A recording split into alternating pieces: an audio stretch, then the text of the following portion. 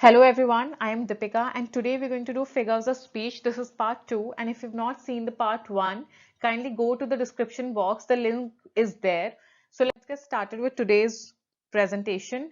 Onomatopoeia. It means आप कोई भी अगर साउंड आ रही है वो साउंड हमें बताती है वो किस चीज से आ रही है, हमें उस साउंड की सेंस से पता चल जाता है कि वो कहाँ से है.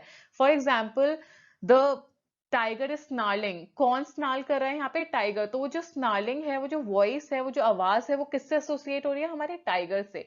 सिमिलरली अगर मैं बोलूं the car is honking, this man is honking, तो आवाज कहाँ से आ रही है? मशीनरी से. स्टॉप टॉकिंग, स्टॉप मर्मरिंग, तो मर्मरिंग आप जब बोलते हैं तो वो कौन सी साउंड है? आप किससे एसोसिएट कर रहे हैं? बातों से. इसी तरीके से जब भी जो साउंड है किसी चीज को सजेस्ट करती है वो हमारा बन जाता है ओनोमाटोपिया. जैसे कि I chatter chatter as a flow. क्या फ्लो करता है? वाटर फ्लो करता है. और आवाज कौन कर रहा है चैटर चैटर फ्लो करते वक्त? हमारा water. So this becomes a onomatopoeia. Next is tring tring the phone rings. ऐसी आवाज आती है ना जब भी आपका फोन दिखता है, ट्रिंग ट्रिंग. तो इसी तरीके से वो जो ट्रिंग ट्रिंग आवाज है किससे एसोसिएट हो रही है? वो उसका सेंस कहाँ से कहाँ, उसका रिलेशन किसके साथ फॉर्म हो रहा है? हमारे इस फोन के साथ. Next is your alliteration. I am sure you all would have studied it, must have studied it.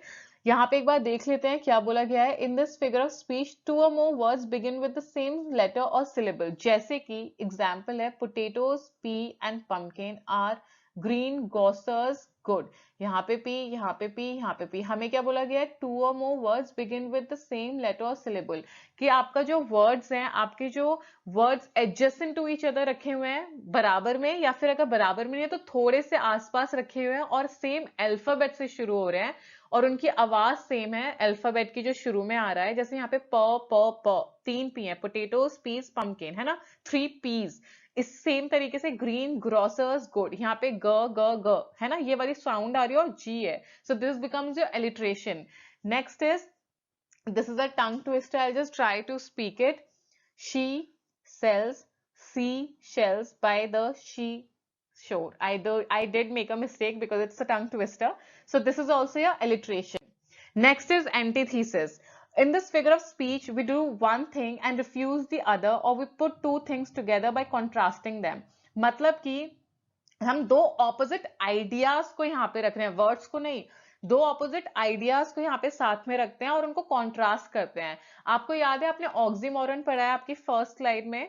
उसमें आपने क्या किया? आप दो वर्ड्स को, ऑपोजिट वर्ड्स को एक साथ रखते हैं. यहाँ पे आप दो आइडियाज को एक साथ रखते हैं. So this is the major difference. ये आपको ध्यान में रखना होगा. जैसे कि यहाँ पे एग्जाम्पल से समझते हैं. Man proposes and God disposes. कि मैन तो प्रपोज कर रहा है लेकिन गॉड उसको मान नहीं रहा है. तो यहाँ पे दो आइडिया है, एक मैन से रिलेटेड और एक गॉड से रिलेटेड. एंड ये एंटीथेसिस है क्योंकि एक तरफ तो एक कोई इंसान उसको आगे बढ़ा रहा है, प्रपोज कर रहा है किसी चीज के आइडिया को, लेकिन उसको गॉड डिस्पोज कर रहा है, मतलब गॉड उसको मान नहीं रहा है.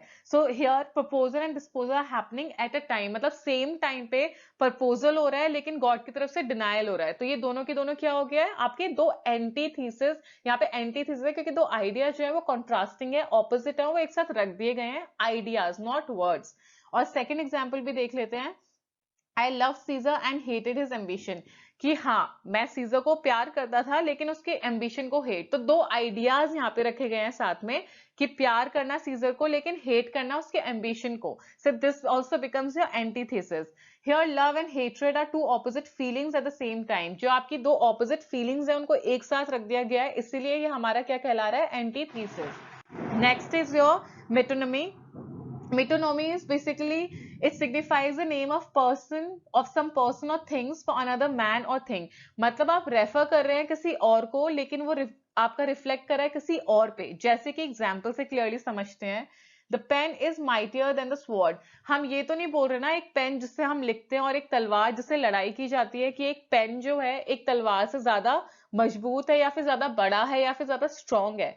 पेन और यहाँ पे डायरेक्ट तलवार का यहाँ पे कॉम्बिनेशन नहीं है, यहाँ पे कंपैरिजन नहीं हो रहा है. पेन रेफर करा गया है यहाँ पे एक राइटर को, ऑथर को, एक ऐसे इंसान को जो लिखता है, पढ़ता है, समझदार है.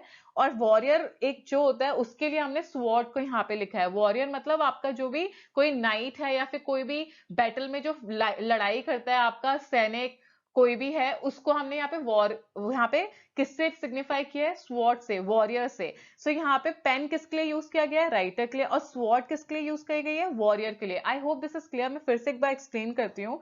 The pen is mightier than the sword. यहाँ पे जो पेन है वो डायरेक्टली पेन को सिंबलाइज नहीं कर रहा है। यहाँ पे pen refers to someone who is educated, who is mentally who is intellectual, जो अपने टूल उसका क्या है, उसका पेन है, कि वो अपने थॉट्स को अपने पेन के द्वारा लिखता है। तो क्या उसके आइडियाज मोर पावरफुल है, या फिर जो एक इंसान बैटलफील्ड में लड़ाई करता है विद स्वॉर्ड वो ज्यादा पावरफुल है। तो यहाँ पे इसलिए बोला गया है कि pen is mightier than sword, कि मतलब आप जो अपने आइडियाज हैं, ideas are stronger than the fight. जैसे कि Gandhi ji believed in non violence, ठीक है, उनको नहीं विश्वास था कि वो लड़ाई करें और जीते। इसी तरीके से pen is mightier than sword, मतलब आपके आइडियाज ज्यादा पावरफुल हो सकते हैं एक लड़ाई से, या फिर एक ऐसे इंसान से जो विश्वास करता है लड़ाई में वॉरियर है, जो जो स्वॉर्ड का यूज करता है किसी चीज को जीतने के लिए।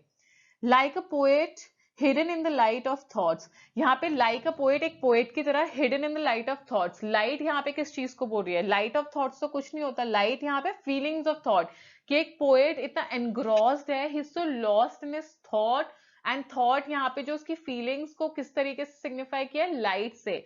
The here light is used for meaning of feeling. It means the poet is lost in the meaning of thought. जो लाइट है, लाइट यहाँ पे जो पर्टिकुलर वर्ड है वो किसको रेफर कर रही है, हमारी फीलिंग्स को। सो मेटोनिमी का मतलब बेसिकली क्या होता है कि आप किसी एक वर्ड को आप यूज कर रहे हैं लेकिन उसका मतलब कुछ और सजेस्ट कर रहे हैं। जैसे यहाँ पे पेन आपका दिखा रहा था राइटर, स्वॉर्ड आपका वॉरियर, सिमिलरली लाइट आपका दिखा रहा था यहाँ पे फीलिंग्स।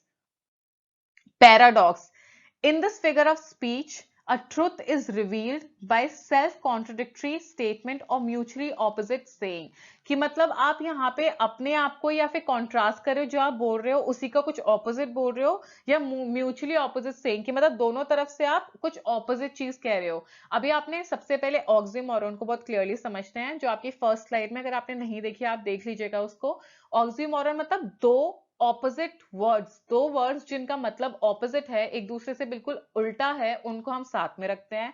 एंटीथीसिस में दो आइडियाज को हम साथ में रखते हैं, कि एक आइडिया में कुछ हो रहा है, दूसरे आइडिया में नहीं हो रहा है, और उन दोनों को हमने साथ में रख दिया। जैसे हमारा एग्जांपल था, man proposes but God disposes. ठीक है, कि मैन तो आगे बढ़ रहा है लेकिन गॉड उसको अप्रूवल नहीं दे रहा है। तो ये दो आइडिया हो गए सेम यहाँ पे। अब पैराडॉक्स का मतलब होता है जैसे कि after that we shall meet in heaven. ये कितना फनी है, ये पैराडॉक्सिकल है, क्योंकि आप यहाँ अर्थ पे तो नहीं मिल सकते हो लेकिन डेथ के बाद हम हेवन में मिलेंगे। तो ये हो गया ना ऑपोजिट आइडिया, कि आप अभी क्यों नहीं मिल सकते हो, लेकिन हम मरने के बाद डेथ के बाद we will meet in heaven. On earth when we are alive हम नहीं मिल सकते, जिंदा होके धरती पे नहीं मिल सकते हो, लेकिन मर के वहां पे पैराडाइज में, हेवन में आप मिलोगे।